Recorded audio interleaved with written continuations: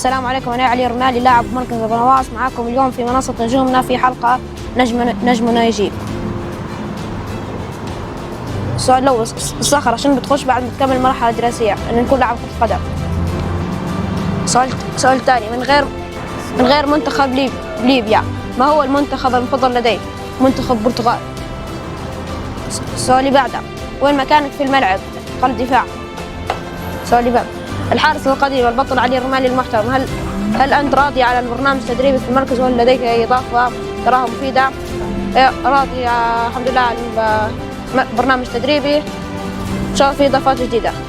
السؤال اللي بعده، في أي سنة التحقت بمركز أبو نواس وماذا تنصح بما التحق جديدا بالمركز؟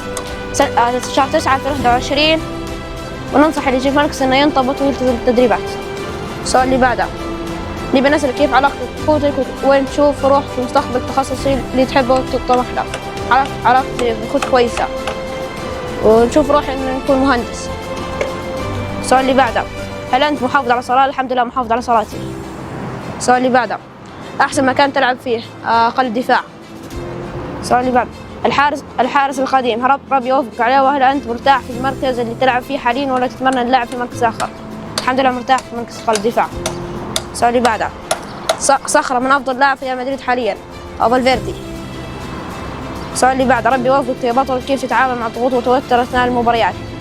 إن نهدى ونلتزم ونركز في المباراة ونقيم أصحابي. السؤال اللي بعده، الصخرة وين تشوف روحك بعد 7 سنين؟ إن نكون لاعب كرة قدم في دوري ليبي. السؤال الأخير، هل تتوتر عندما تستلم الكرة أو لا؟ أحيانا في مباريات صعبة.